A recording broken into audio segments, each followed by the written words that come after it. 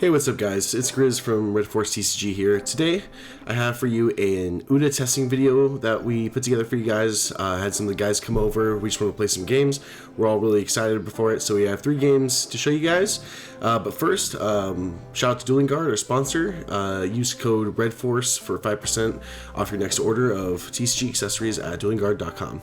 So here we have game 1. This is going to be Cody playing all 3 games on UDA. This is Jacob playing Sakazuki, and sped up the footage a little bit for you guys, so we'll have to sit through all the decision making. But we have Jacob going first, Cody going second. New Genesis, the new free event to search top 3 for a law and play a law, so pretty good sequence there. And sorry about all the shakiness in this. In this first game here, it actually, the trap was kind of messing up, but we see Jacob on his 3-dawn turn here, kind of deciding what he's going to do here. Looks like he's going to pitch a Kaido, doesn't think he can get there. See what he decides to go with here. Looks like we're paying 1 for Great Eruption on the law. Maybe a Hound's Blaze. Nope, just a swing for 7. Just wanted to cycle a card. But yeah, guys, yeah, we are, as a team, are just pretty excited about UDA, and we just wanted to put something out there. The list was at the beginning of the video, if you guys didn't see it. I just wanted to kind of get into it pretty quick, but you guys can feel free to go back and pause if you want. Just kind of like the standard list that I think is going around right now. Didn't want to like try to reinvent the wheel. So on Cody's 4-down turn, we just see Nami, or swing 5 Nami pass, with some swing 2 5s with the law rather. I'm not sold on the law. This is a pretty decent turn. My issue with it is like you still only have 1 character here. Wow, yeah, sorry guys, the camera got really bad here. But it improves for games 2 and 3. But you get to attack twice there with law, but then I just feel like you still only have 1 character, so it didn't actually really like further the game state at all. But it did, like, I understand, like, you know, you do end up plussing, like, you play the Nami, you trade a counter for a non-counter card, like, it's decent. Here we see another New Genesis. I'm sorry, Nami search for New Genesis, excuse me. And then we're going to find a blocker Uda. Another good card that just came out. It just allows you to be more aggressive with your blockers than you would otherwise. Than you could otherwise. So good play here. Brook into Uda, not bad. And so Cody's board's pretty wide. Jacob has yet to kind of deal with anything of note. So, you know, his hand should be, you know, pretty primed and ready, but we'll see kind of what he has for us here. We're going to get rid of Borsalino. I think he's thinking about, trying to think where he's going to minus. I'll probably go with this Nami. Yep, he's going to go 6 at Nami minus the Brook. This feels like a Sakazuki. I think we talked about this. I think this was the turn that like I would have done something different here. Yeah, so he's 6 dawn up. I think I personally would have swung 7 at life, and minus the Nami, but he's gonna swing at the Nami. And the reason why is because Cody lets it go, and if you as a Sakazuki player do this, you only get so much value out of your Lucci, and you could have put him to 3 life instead. So be on the lookout for that. Me and Jacob did talk about it afterwards, and I think we were kind of like on the same page, you know, about that. Although if he had given him 2 cards, that would have been insane. So just be, guys, as soccer players, just be on the lookout for things like that. Always try to get max value. If you know the thing will die with Lucci anyway, just further the game and go life. That's kind of where I've landed on it. Cody, we see him, he's gonna swing 7 at life here. And Jacob's gonna take that, and we're gonna kill the Kuzan with a backlight, play a Nami, find a Luffy for next turn, and pass. Okay, yeah, I mean, pretty solid. Cody's putting pressure on the Sakazuki. We have a blocker up in case we need it, but I mean that's not going to happen for quite a while since we're at 4 life. So just, you can kind of look at this, there's just 2 threats on board. We're going to be dropping a Luffy next turn, so Cody's in a really good spot here. Unfortunately, Jacob feels like it's kind of bricked up a little bit, but here we're going to see so a swing for 6 at life. Cody's going to take, reduce the Nami, and let's see what this Lucci, 6 or 7. Okay, only decides to go for 6. Lucci, okay, Cody is going to take as well. Not really under too much pressure here. Feels pretty safe. Let's see what Jacob can do with his 8 dawn. We're gonna get rid of another Kuzan. Yeah, we just don't have time to play that ever. Oh yeah, and I think this is where like he like couldn't find Hina. So yeah, we're gonna bring back, or excuse me, we're gonna play a Suru off of Rebecca, and then we're just gonna double Lucci, or we're gonna Lucci again for full value. So pretty good turn back in response. Both players at 2 life here. Uda does get like Uda has a little bit more tempo on her side since you know we can probably put Sakazuki lower than 2 life if we want to here. But we're gonna find out what Cody ends up doing. He's just gonna backlight the Lucci for value. And we're gonna play Luffy, play Brook, play Uda. Yeah, that's such a good film line that we have access to now, where you end up playing 2 blockers and another medium threat like for 7 Dawn. Just that's so good. Just another good spot for Film Uda. And we're gonna see where Jacob goes with this. Full 10 Dawn. This is where Sakazuki likes to work his magic. I think he's thinking about, we need to get this Luffy off board, you know, so it kind of requires us to have like Ice Age or a Hina or something, but I know he doesn't have Hina because I think he was struggling to find one earlier. Swing for 7, minus the Luffy to 6. Suru minus it to 4. Oh, and then we're just going to Borsalino it. And not the strongest turn, but you know, when you're bricked up, you're kind of bricked up, right? Like this happens to Sakazuki from time to time. But our board is strong. We have 2 life left. It kind of just depends on how aggressive Cody can be. Now it feels like Uda's on the back foot here. We're just gonna play another. Man, New Genesis is such a good card. Just having a Searcher that is technically free just lets you play a 46 card deck is such a boon in this game for sure. I think we have all been really impressed with that card. And we're gonna go 5, probably just a life here.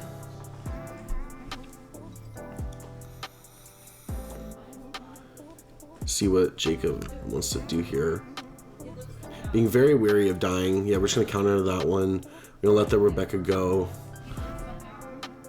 No reason to do anything to the Rebecca. Again, guys, sorry for the camera in this first game.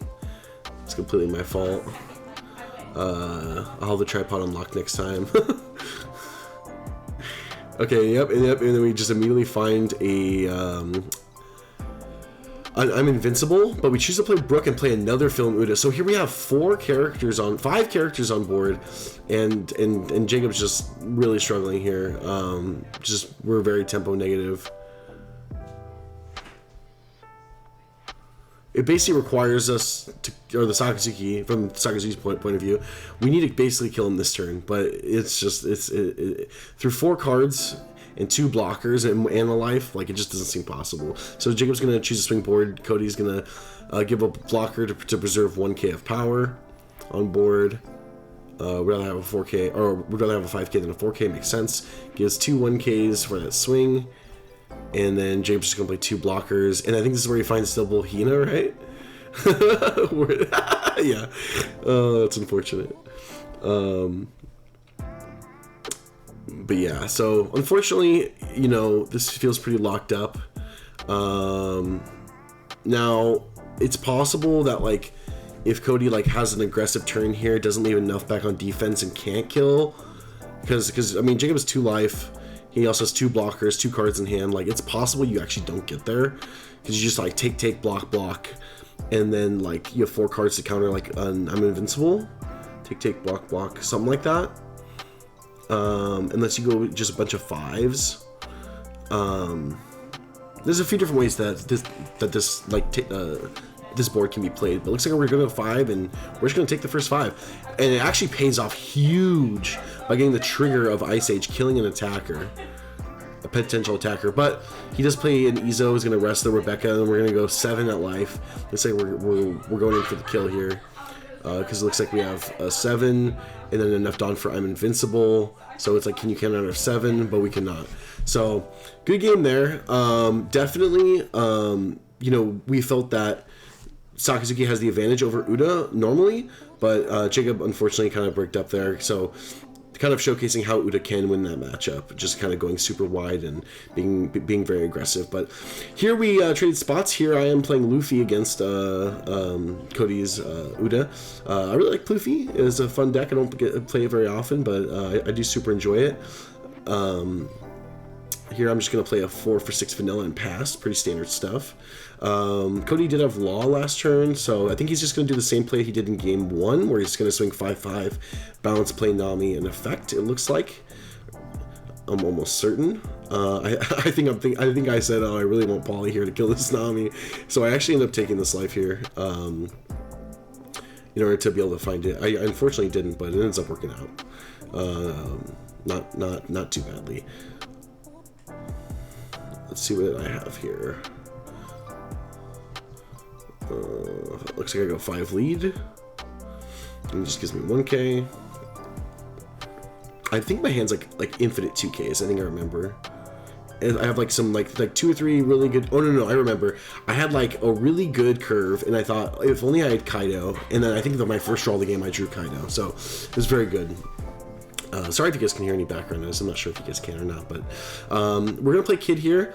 Kid ended up being really good, and the interesting thing is I actually like sort of like forgot to do the ability because I was like, oh, I already attacked. I just wasn't thinking about it, but then I thought about it more, and I actually, like, because I didn't do that, I can play Kaido now on curve without taking a life, which I'm already at 2 life, so I did want to do that. So this kind of sequence actually ends up working out. I did kind of fall into it, but that's why we're just, like, playing for fun, you know, trying to see different lines. And although I wouldn't normally have made that play, it does work out fantastic here. Because, again, if I had done minus for Kid's effect there, I would not have been able to play this Kaido on this turn. I would have needed to take a life. Which I'm not super interested to go down to 1 against I'm Invincible. So I'm just being super aggressive, going very fast into the Uda. I think he's only on 8 Dawn here, and I think I remember saying like, wow, like, you know, I definitely just felt the power of Luffy this game. We're gonna see with how Cody's able to kind of answer back here. Double backlights. I mean, New Genesis, excuse me. So he's kind of filtering his hand, trying to find some answers. There we have a backlight, and it looks like we're gonna play 7 for Luffy, Brook, and Usopp. So no blocker here. Blocker Uda would have been fantastic here, but no dice, unfortunately. And this is a pretty interesting sequence. In order to get full value out of my effects is what I chose to do here. So I ended up swinging 11 with Kaido first. Normally this would not be the correct sequence, but I really wanted to get full value of like use a Dawn and then use Kid's ability to make use of that that one Dawn that we have already utilized. So I ended up swinging 11-9-9 instead of 9-9-11, or you know, something like you know, 8-9-10 or something similar. Because I wanted to get max value from not only Kid ability, but from the 1k that Kid will... Oh, I'm sorry, not only from the Kid ability, but making sure that Luffy swung with that extra 1k. So that's why I did this sequence the way that I did it. So we put him in 0. Looks like Cody's gonna find an I'm Invincible, and you just kind of have to go for it. I have 4 cards in hand. Now all of them, or 3 of them ended up being a 2k, so... I feel pretty comfortable here, and he realizes I'm at 6, so he attaches a Dawn here. Swing 6 again, try to get a card in my hand. I oblige.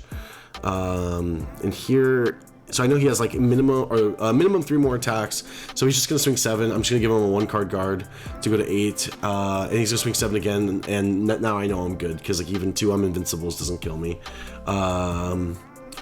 And then I think he says, yeah, I'm dead. And then we're kind of figuring out, you know, if there's a way that you can do it. He's like, double I'm Invincible.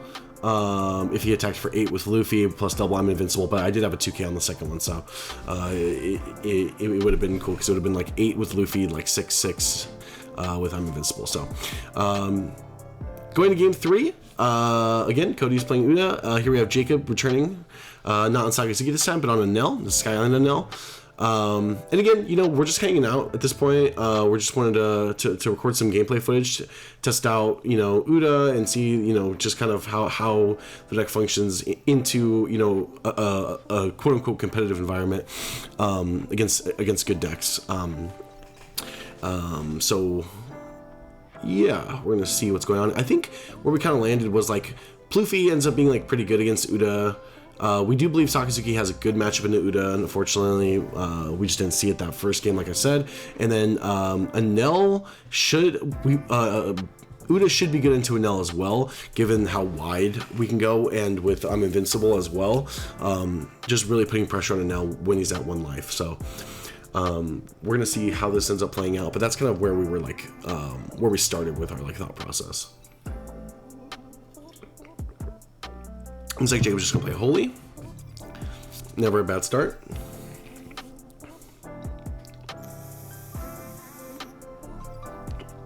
And then we're gonna have Cody think about how much to swing for. Looks like we're just gonna start with New Genesis. Yeah, you just always start with New Genesis. It's free. You just get additional information. No real reason to hold it unless you already have what you need. We're gonna swing 6. We're gonna add a Zoro, I believe. We're gonna take that one, and then we're just gonna play a new sub. So, battle of the 3 for 5s.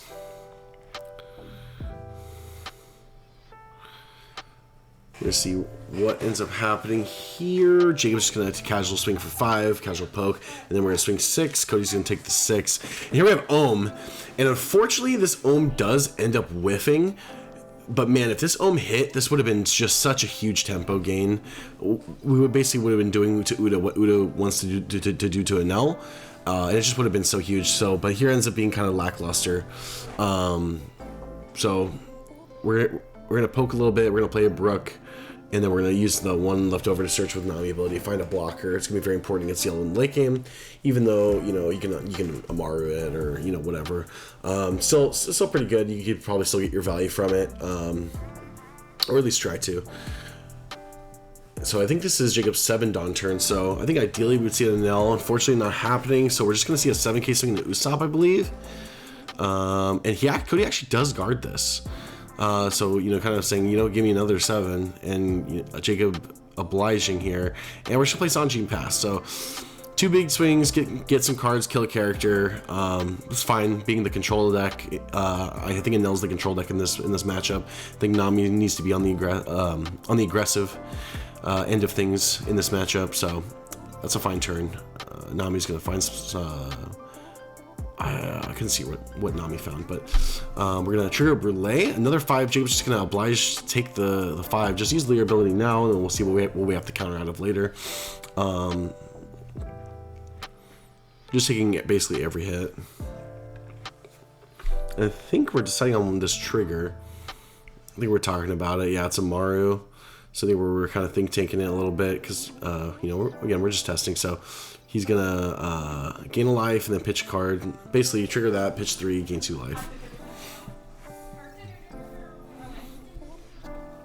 And, that's such a crazy trigger to have last life. So now like Cody just can't kill him for a very long time.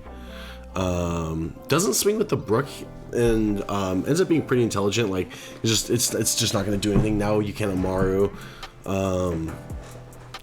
And you can't attack into the Brook, so the only thing we can attack is face, and kind of giving cards. So pretty intelligent play there by Cody to not attack with the Brook. Honestly, you'd love to see that. Looks like we're just gonna swing for 5. We're gonna take that. We're gonna play Yamato, pop the Nami. No life gain, but we did gain 2 life last turn, so it kind of makes up for it. And let's see what other attacks we end up doing. And Jacob just passes as well. I think I remember we're talking about it too. It's like, well, yeah, if I can't attack his board, then I'm also, just gonna pass and choose not to attack with my characters, kind of for the same reason. But Cody's going in for the kill here, at least trying to see if it's possible. Jacob does have 2 blockers here, so but honestly, going with this Luffy. We do have the Uda to restand it, obviously, but this kind of I think this kind of says we're trying to be pretty aggressive here. Although because you could preserve the event in hand, but likely you probably attack with this Luffy every time. So I think I do agree with this. See what Jacob ends up doing here.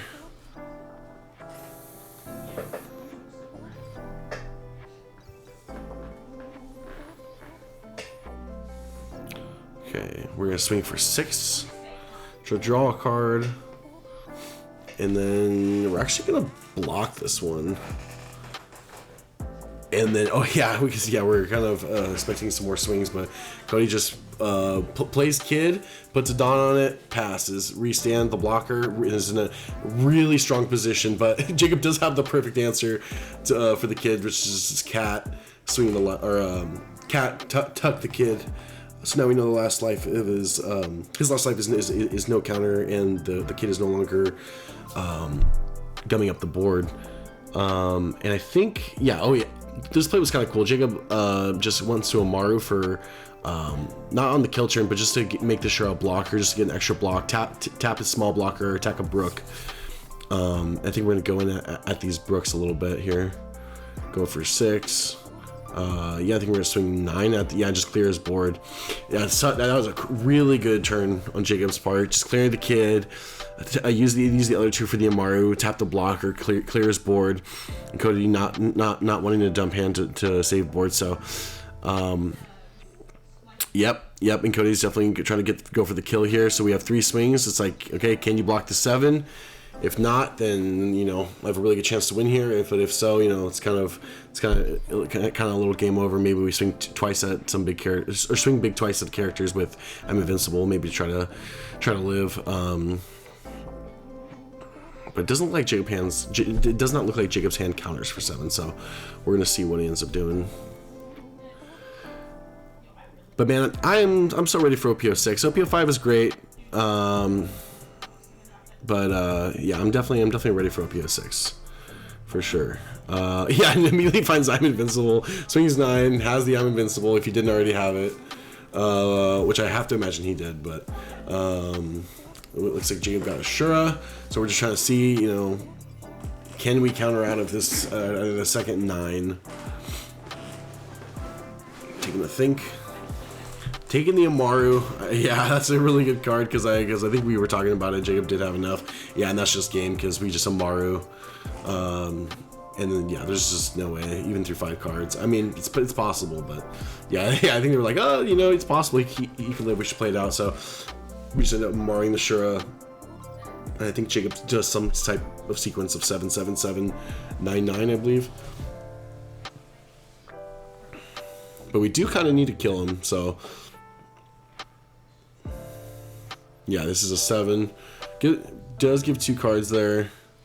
There's another 7. We end up taking that one. So we have 4 attacks. 3 need to hit. So one of these attacks can miss through 4 cards, I think. Yeah.